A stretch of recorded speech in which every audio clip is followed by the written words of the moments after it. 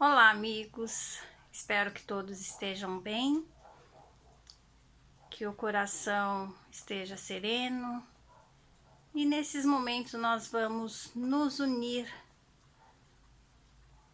a esses amigos amorosos, a esses mentores espirituais que trabalham nessa jornada, nessa caminhada do plano aqui na Terra, invisíveis aos nossos olhos, mas presentes.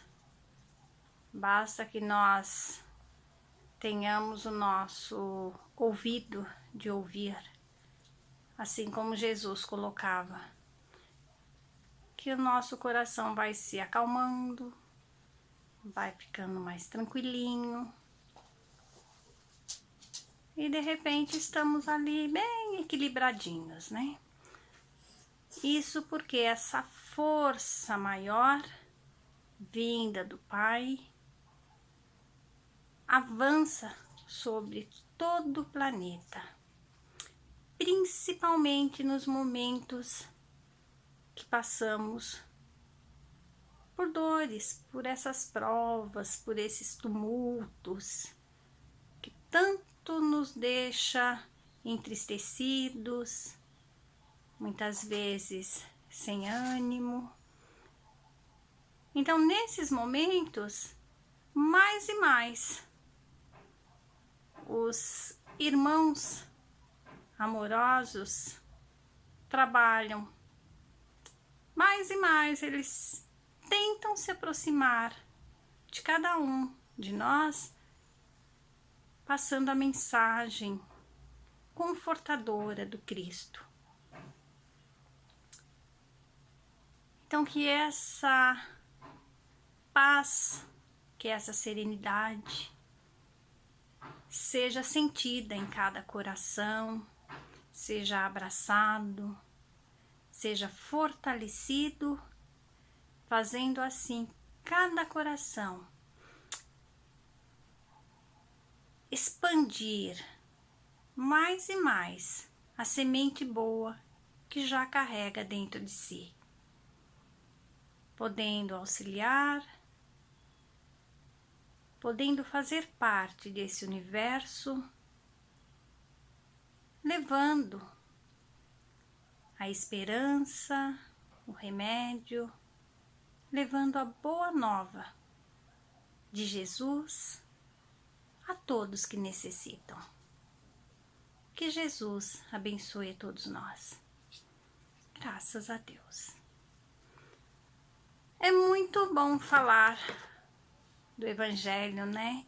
É muito bom estar na Terra, falando, ouvindo, trabalhando, buscando exemplificar o Evangelho do Cristo, porque não basta só entender, conhecer, ler todas essas literaturas maravilhosas que já foram enviadas para nós.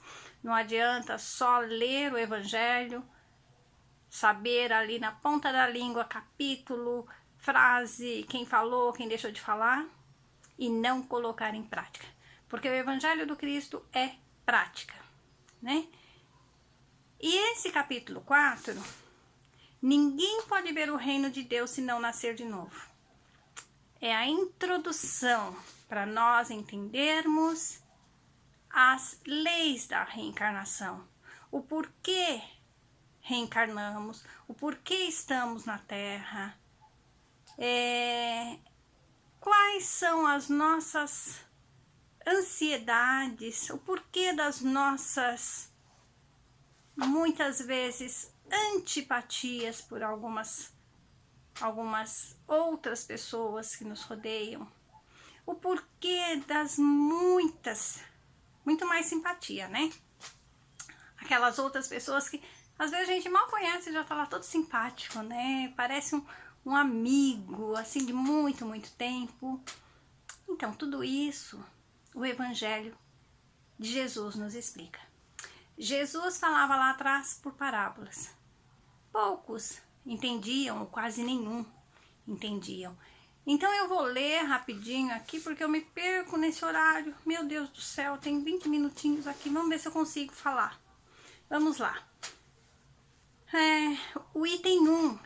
E veio Jesus para os lados de Cesareia de Filipe, e interrogou os seus discípulos, dizendo: Quem dizem os homens que é o Filho do Homem?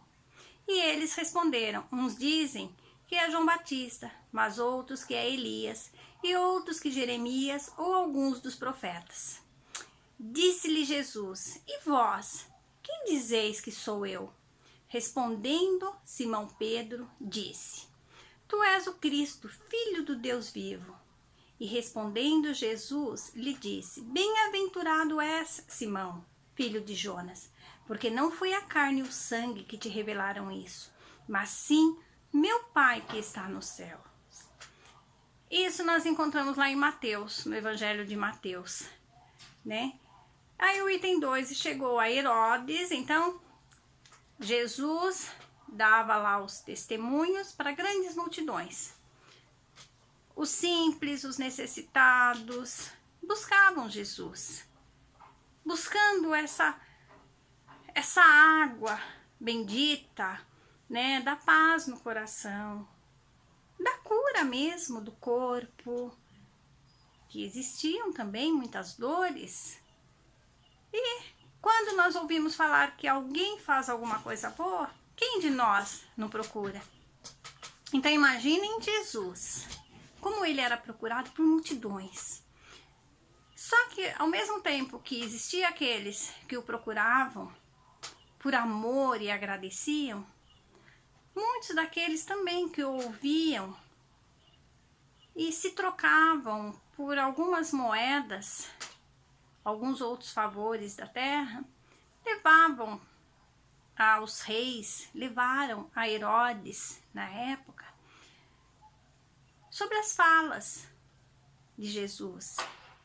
E nesse mesmo tempo, João Batista, por sua vez, já saía divulgando o Evangelho do Pai pelas aldeias, e Herodes não gostou muito de algumas falas desse João Batista, né? Então foi aí que começou a trajetória de João Batista ser perseguido, foi preso e depois decapitado por uma outra situação, né? Também relacionada a Herodes. Mas Herodes, ouvindo, ele falou assim: mas quem é esse homem? E as pessoas respondiam: olha, dizem que é Elias. Quer dizer, Elias foi um profeta séculos antes de Cristo. Mas vocês vejam que o povo já acreditava que podíamos retornar aos campos da terra. Só que não sabiam como, não entendiam. Então Jesus, mais para frente, aqui nos outros itens, ele vai deixar claro que a reencarnação, que o espírito retorna à terra, né? Mas voltando lá para Herodes, ele ficou curioso, mas quem é? Como João Batista? João Batista eu mandei decapitar. Ele não pode estar aqui novamente. Como que um Elias retornaria à terra no corpo de um outro ser? Enfim, foram várias as hipóteses daqueles que comandavam, ou mesmo do povo, quem era Jesus. Aí no item 3, após a transfiguração, como você já sabe, é aquele momento que o Cristo se distancia do povo, né, um pouquinho, sobe ao monte para se refazer, conversar, ouvir o Pai. E nesse momento, os dois ou três apóstolos, acho que 2 apóstolos que o acompanhavam ficaram mais distantes, né, ao comando de Jesus, ficaram mais distantes, e observaram que uma luz intensa tomou conta do corpo de Jesus. Ele se tornou luz. E aí ao lado de Jesus também apareceram os dois espíritos, né? E aí, o que aconteceu? Eu vou ler para vocês. Após a transfiguração, e os discípulos lhe perguntaram, dizendo: pois, por que dizem os escribas que importa vir Elias primeiro? Mas ele respondendo lhes disse: Elias certamente há de vir e restabelecerá todas as coisas. Digo-vos, porém, que Elias já veio e eles não o conheceram, antes fizeram dele quanto quiseram. Assim também o Filho do Homem há de padecer às suas mãos. Então compreenderam os discípulos que de João Batista é que ele lhes falara. Está lá em Mateus e em Marcos, né? Então, só nesses trechos, Jesus deixou bem claro. Ele não era Elias. Elias já havia reencarnado numa outra figura, a qual aqui dá a entender que seria João Batista, a reencarnação de Elias.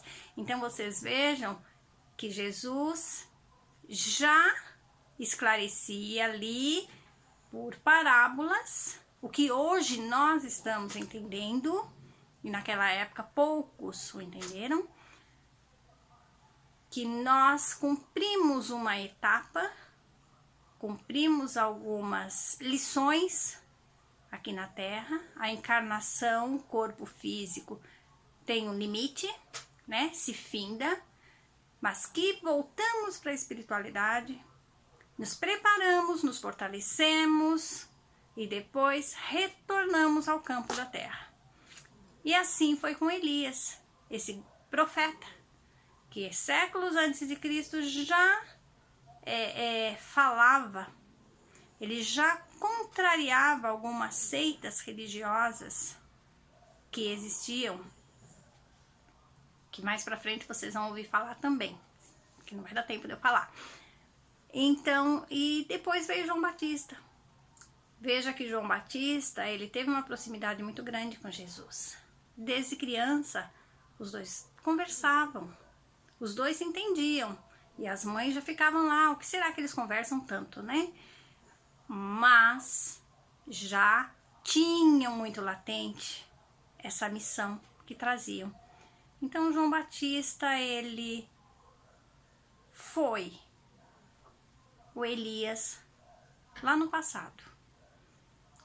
Isso prova a lei da reencarnação, a lei divina, que é a lei onde nós retornamos para reajustar algumas coisas que não conseguimos terminar, porque uma encarnação só é pouco. É o momento que nós voltamos para construir, darmos continuidade numa construção maior. É a oportunidade de reencontrarmos com os nossos algozes, com os nossos amigos, para construir o nosso ser espiritual nesse amor. Lição do Cristo: fora da caridade não há salvação. Meu reino não é desse mundo. Há muitas moradas na casa do meu Pai. É necessário nascer de novo para ver o reino do Pai. Então existem muitas moradas, nós estamos em uma delas, estamos colocando em prática ou não colocando em prática o que já temos de acumulado lá de trás. Espero que nós estejamos colocando mais em prática a bondade, a caridade e eliminando dos nossos corações esses sentimentos inferiores, porque assim poderemos, através dessas reencarnações, voltarmos aos campos da terra, uma nova oportunidade, mais felizes, melhores, e assim nessas caminhadas, nesses passos, alcançarmos o reino do Pai. Então, o nascer de novo que o Cristo já colocava lá atrás e que os povos não entendiam é a reencarnação. Deixa eu olhar aqui meu horário, acho que dá um tempinho ainda. Então, quando Herodes ficou ali na dúvida, né? Vocês percebem que os povos lá, naquela época, eles já acreditavam, eles já sentiam que poderíamos voltar ao mundo físico. Não sabiam como. E Herodes, é estranho, né, a gente pensar dessa forma. Herodes, ele simpatizava com João Batista. Ele só prendeu João Batista porque João Batista foi contrário a alguma situação que ele na época exercia, que ele fazia, e João Batista, com toda a verdade do evangelho no coração, foi contrário, até que chegou um momento que Herodes, com mais uma traição da sua inferioridade ainda, do seu sentimento inferior, cedeu ao capricho de uma outra pessoa, fazendo com que João Batista fosse decapitado, né? Mas o Herodes, ele simpatizava com as falas de João Batista, mas não queria perder também o posto dele, né? Ele era o comando, ele comandava, os irmãos dele, cada um comandava um determinado lugar. Mas voltando aí ao Cristo, nós temos essas parábolas bem esclarecidas no Evangelho que os Espíritos ditaram a Allan Kardec. Né? Os Espíritos foram ali ditando e Allan Kardec foi fazendo essa compilação de dados e seguiu rigorosamente os capítulos. Então, quando nós pegamos lá do capítulo 1, é interessante, a gente vai percebendo e como vai despertando em nós o sentido dessa espiritualidade amorosa naquele momento que foi o momento do despertar do ser, através ali ciência, filosofia, religião, para a união de tudo isso. Porque nós, quando encarnamos, mesmo nós, digamos, já esclarecidos na doutrina do Cristo, do amor, nós nos deixamos ser influenciados pela matéria. E quando nós falamos influenciados pela matéria, como já foi dito aqui, não só pela matéria que nós tocamos, mas pelos sentimentos inferiores, que esses são terríveis. Terríveis porque se nós não orarmos e vigiarmos o nosso altar interior e fazendo prática ali firme, olha, nós tropeçamos mais do que nós imaginamos que possamos tropeçar. Porque o sentimento inferior é o que levou Herodes a fazer algumas coisas. Claro que com a lei da reencarnação, Herodes já reencarnou, já quitou, digamos assim, todas essas passagens, já houve entendimento, de repente até está encarnado, não sei, novamente, né? Porque nós temos aí centenas, milhares de oportunidades para ir se ajustando, porque em uma encarnação só não conseguimos. Então, meus amigos, vamos seguir as leituras do Evangelho do Cristo. Acima de tudo, vamos exemplificar, começando dentro da nossa casa, do nosso lar. Comecemos então a exemplificar dentro dos nossos corações, a construir essa nossa igreja ali particular, dos nossos sentimentos, nessa semente divina. Porque olha, já caminhamos muito. Então, que esse capítulo traga muita luz a cada um de vocês, a cada um de nós, e que possamos, sim, sermos esses trabalhadores da última hora, como tanto ouvimos, esses esperançosos na boa nova, na prática dessa lei divina. Fora da caridade não há salvação. Boas reflexões, bons estudos. Vamos torcer para que em breve momento estaremos todos de volta e poder abraçar, sentir o calor do amigo no abraço, no aperto de mão, o calor amoroso de estarmos trabalhando com muita confiança, quebrando a nossa casca tão endurecida ainda, casca que é formada pelo orgulho, pela vaidade, pelo egoísmo, pelo medo e tantos outros, né? Vamos quebrar tudo isso e que Jesus seja ali, ó, a nossa meta, o nosso objetivo. Façamos o nosso trabalho com muita confiança, com muita bondade, com muito amor. Que Jesus nos abençoe e continue cuidando cada um de nós. Que Jesus não desista